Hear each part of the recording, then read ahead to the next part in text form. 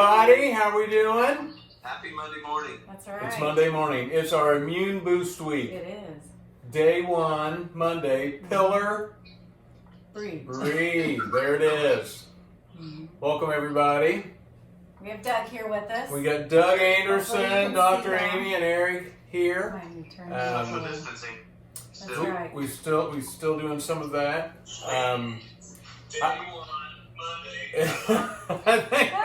I think that boy, there's a big delay, isn't there, Doug? Technical difficulties. That's okay. But I mean, I think that we're excited to be able to bring this to everybody. I know, Amy, you kind of pushed it forward, but grateful to be able to take these topics that are a part of the Opt2Liv pillars and share them with you to help us during this time of, I think, a lot of stress for many people. Well, we've been hearing a lot. I'm sure you can't look on the news or on Facebook, and this whole COVID topic, a lot of people are talking about immunity and our immune system and what it does to our immune system, and we don't really completely understand why some people get sick and some don't. Now, there are definitely risk factors that we know that can increase your risk, age, and certain medical conditions. But other than that, sometimes people are what we call asymptomatic carriers, right? They walk around, at least 20% they say people are, That's a big they'll number. walk around, have it, and not even know. And that's the reason we're going to, and I love this. I heard somebody say the other day, physical distancing instead of social distancing, because we can still be social. Thank you. Talking and doing that. Sometimes you walk by them and you don't want to make eye wanna be contact or physically say distant. anything. That's a Yeah, good point. I like it. So we're going to be physically distant, because then we can be, we're wearing this mask to protect other people. We're really doing it for other people. And Right, because so, the spread is so... or keeping our distance, because we could be one of those 20% asymptomatic carriers and we would never know it. But we want to, I just think it's really good. Knowledge is power. We want to empower everyone this week to talk about our immune system, and then to talk about, with each of our 4 pillars, there are things you can do to help boost your immune system, to build it up, to make it ready and strong in case you get an encounter with any type of a cold. We've got or some great virus. content. I know we've been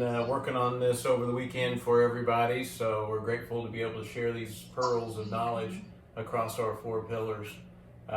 Amy, I know you obviously, what is this immune system? Do you want to break it down for everybody? Because it's complicated. Okay, here's your mini science lesson.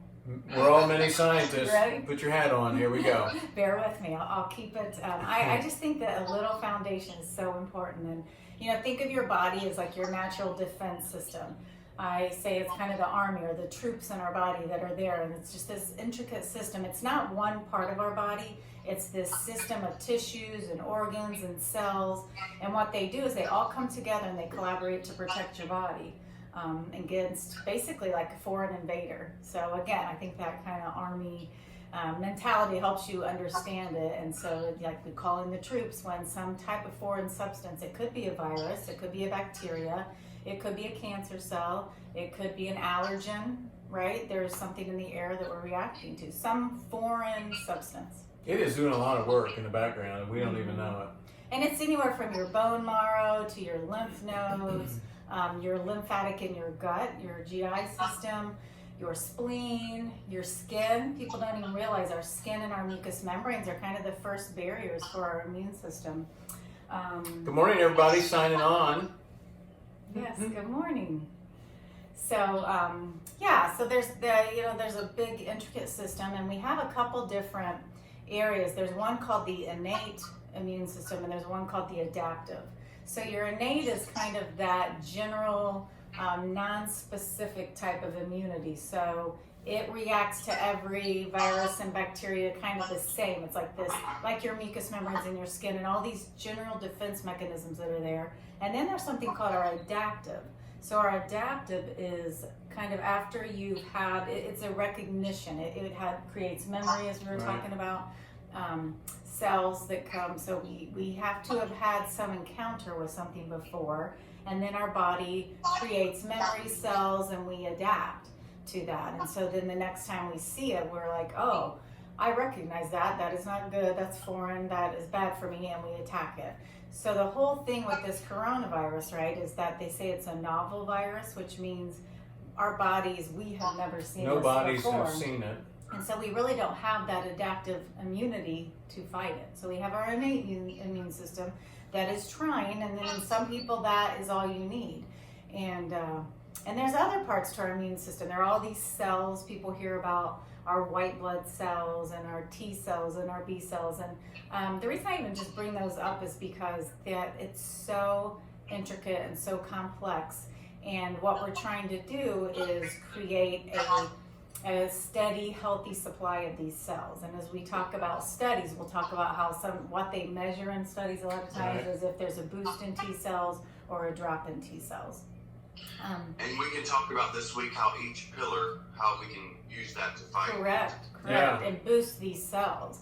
And there's a couple other things. So we hear the word antibodies. So antibodies are proteins. So again, remember we have to make antibodies. We need healthy proteins in our diet. But we use these proteins and they'll bind onto some type of a marker on like a virus. And it marks it for destruction. It marks it for attack. So these antibodies that's what they are. And then what else? The cytokines. Oh yeah, this is a big one. A lot of people are probably hearing things about cytokines.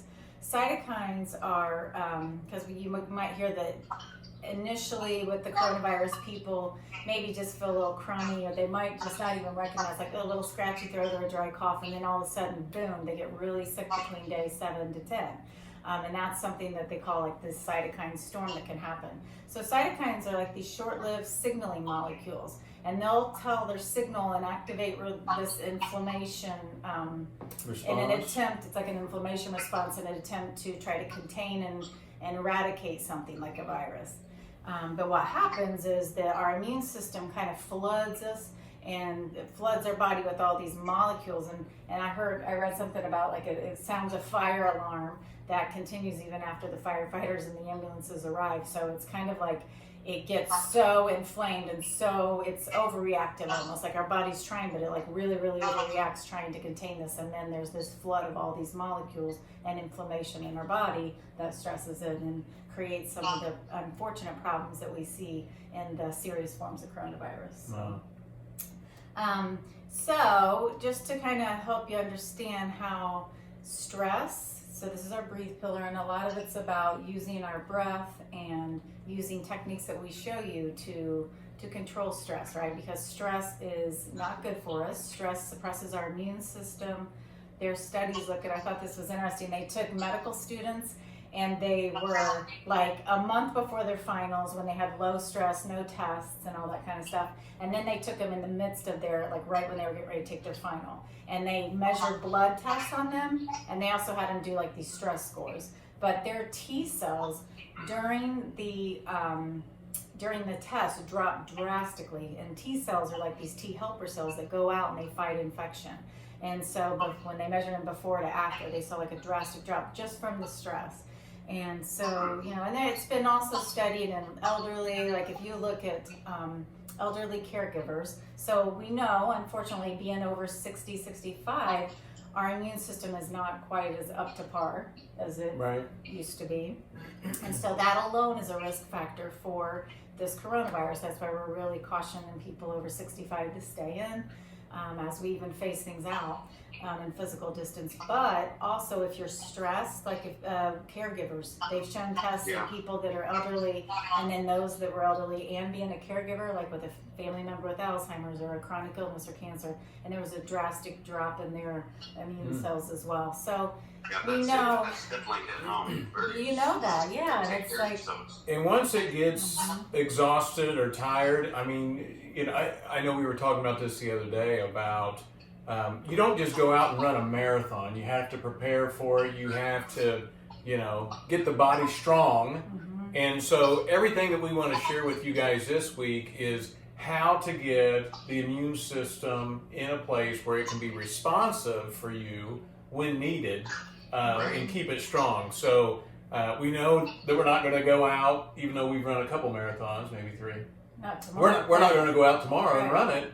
And so you've got to slowly build up this tolerance, and it doesn't happen overnight, but with time, you'll have a strong immune system, which allows us to be more prepared for, viruses like this in the future, or even just this virus here.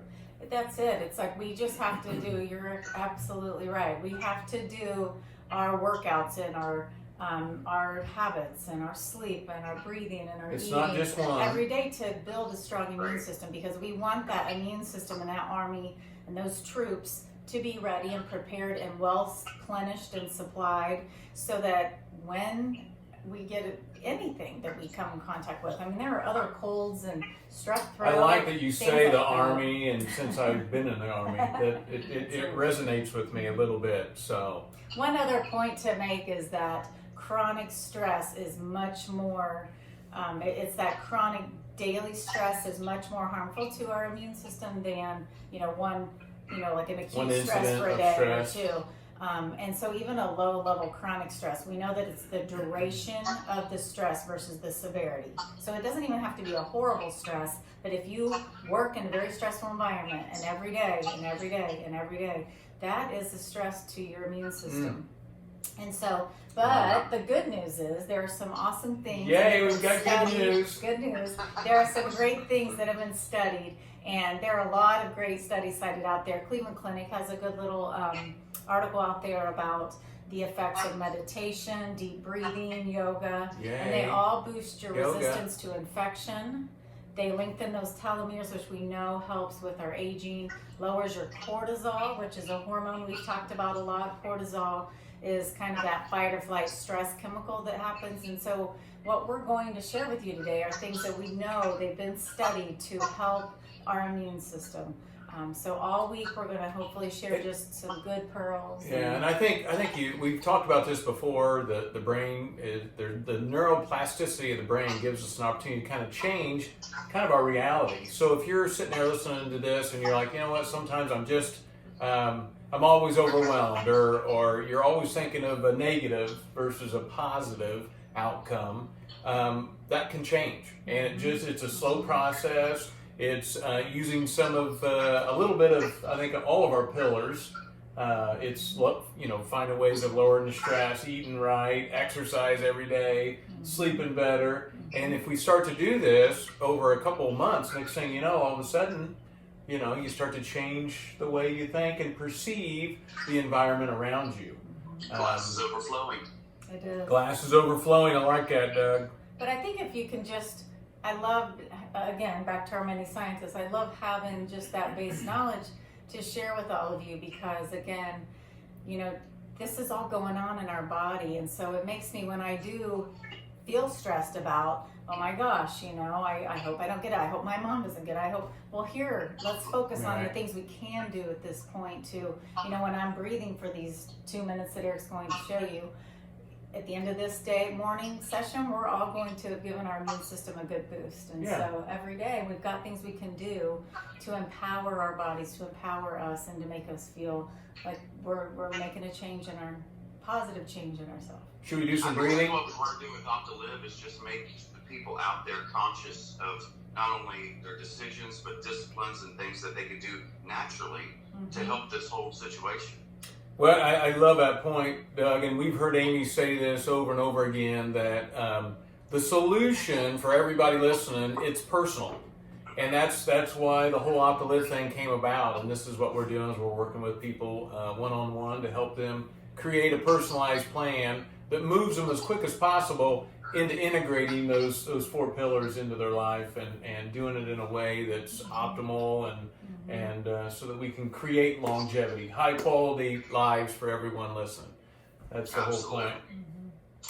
All right, so we did kind of we jumped into a different place. This is welcome to my yoga studio. So it was nice for Amy to let me carve out a little space in the house for my yoga.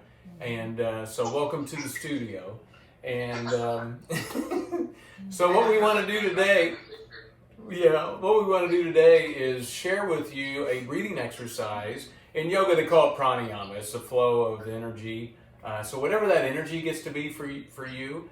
But Nadi Sadhana, it's actually pronounced, spelled Shodhana. But anyway, most people will say Nadi Sadhana. But if you break it down, it's a Sanskrit word. Nadi means channel or flow, and sadhana means purification. So it's purification of what's going on in the body. If we look at the hemispheres of the brain, I don't know if you want to help me out there. If you look at the hemispheres of the brain, what we're trying to do is balance out the left and the right hemispheres. And I think if we look at right brain functions, left brain mine's functions. another. It's called alternate nostril. Some people. and might it is know that. alternate nostril. If you've heard of some of the other terms out there as to what this might be, but just real quick, the benefits. It obviously infuses the body with oxygen. Amy shared with us so much the importance of that. It clears and releases toxins. We definitely know it's releasing and lowering stress, which ends up being a big part of what we're wanting to do. It calms and rejuvenates the nervous system, and that whole component. Balances hormones. There's a ton of things that it's really cortisol that we talked about doing for earlier. us. It lowers. It helps calm down that Yeah. cortisol. supports. Allergies, that's a big thing. Yeah, isn't that Right? cool? Clears and balances respiratory channels. I mean, this is a big deal right now with what we're seeing. And you're right, Doug. I mean, even some of the alleviating the sneezing, the hay fever, the wheezing. So anyway, you guys get an idea. And if we all know that the left side of the brain controls the right side of the body, and the right side of the brain controls the left side of the body. So some of the Max gets so excited about these topics. He's agreeing with you. But the left side of the brain, now I'm left-handed. But the left side of the brain is analytical thought, it's logic, it's our language, reasoning, science and math, resides in there. Numbers is another side. If we look at the right side, this is art, creativity, imagination, intuition, insight, holistic thought, music, 3D forms. So it's kind of interesting, and what we want to do, these things are actually connected by a corpus callosum. And so it's pretty wild. I mean, this consists of about 200 million axons that interconnect the hard wiring. I mean, it's bizarre what's happening. It is crazy. And it's connecting the two hemispheres together. So the primary function is to integrate motor, sensory, cognitive performances between both the cerebral cortexes or the cortexes of the brain. What we think of is the brain. And so, it's pretty bizarre if we start to think about it. So anyway, so let's get into this Nadi Sadhana, alternate nostril breathing practice. So wherever you're at, you don't have to sit on the floor. Dear God, don't get on the floor if you're in the chair. And if you're driving, maybe you just listen and don't do it, just to be safe. Do it later. So what we're going to do, and out of the gate, I'm going to show you this first version because you could do this at work and no one really knows you're doing it. So just begin to focus on the breath in and out of the nose. If you want to close your eyes, you can leave them open. Wherever we're at, let's exhale together. And then I want you to visualize inhaling through the left nostril for 4, 3, 2, 1. Exhale visually out of the right nostril for 4, 3, 2, 1. Inhale right nostril 4, 3, 2, 1. Visually exhale left nostril 4, 3, 2, 1. So you guys get this. Continue this on your own. You're going to inhale just visually out of the left nostril now. When you get to the top of counting, just continue exhaling out of the right nostril. It's like a teeter-totter. And then once you exhale out of the right nostril, you're going to inhale through the right nostril. You get to the top of that breath and exhale out of the left nostril. So just continue this practice on your own. What you want it to be is smooth and steady. Calm, help you calm. Think of calming yourself with the exhale. See if you can't notice anything you're hanging on to and release it with the exhale. And then let's just do one more breath. So if you just exhale out of the left nostril, go ahead and do one more round. And then when you're done with this round, then next time you exhale out of the left nostril, just stop the practice, sit still, let the breath come back to normal. Notice any subtle changes that have occurred in the mind, in the body. Are you releasing tension? Is the mind calmer? So we wanted to start with the anatomy of the body. Obviously, you can imagine when you're doing this, you are stimulating both sides, both hemispheres of the brain through the corpus callosum. So to kind of visualize what's happening, it's very active in the brain. It also helps with the nervous system. So hopefully you can experience some of that in that real simple practice. Now that's the easy one to do. No one even needs to know you're doing it. You can do this all day long. This next version I'm going to show you uses the hand. So in yoga, this is called the deer mudra. It's the right hand that we use. You're going to bring the index and the middle finger down. You're going to use the ring finger and the thumb to press on either sides of the nostril to help to either close off or open up a nostril so that you can facilitate inhaling through the breath, through the nostril. So let's go ahead and exhale through both nostrils. Bring the thumb on the right side. Inhale left side for 4, 3, 2, 1. Ring finger comes in. Release the thumb. Exhale right side. 4, 3, 2, 1. Keep the hand exactly where it is. Inhale right side. 4, 3, 2, 1. Thumb comes up. Release the ring. Exhale left. 4, 3, 2, 1. Inhale left side. 4, 3, 2, 1. Ring finger comes in. Release the thumb. Exhale right side. 4, 3, 2, 1. Inhale right side. 4, 3, 2, 1. And then exhale left side. 4, 3, 2, 1. So continue this process on your own, using the fingers to help you facilitate opening and closing the nostrils. Each exhale, see if you can't get a little bit more released, a little bit more relaxed. You'll notice the rhythm is kind of even helps us to release a little bit. So getting into that rhythm is so nice. Our exhale, we're still releasing and relaxing. Our inhale, maybe we're recognizing that we're bringing oxygen into every cell of our body. And so wherever you're at, go ahead and just think of where you're at. Next time you exhale out the left nostril, just let the right hand come down, sit still. Let the breath come back to normal. Eyes open or closed. Notice any subtle changes physically, mentally, emotionally in the body. And then we come back into our space. So it's a great practice. Now, obviously, could you imagine doing that at work? You'd probably freak a bunch of people out. Oh my gosh, what's Dr. Amy doing over there? Probably wouldn't do it at work, but you can. I mean, if you show some other buddies around you, hey, I got this great practice. Check it out.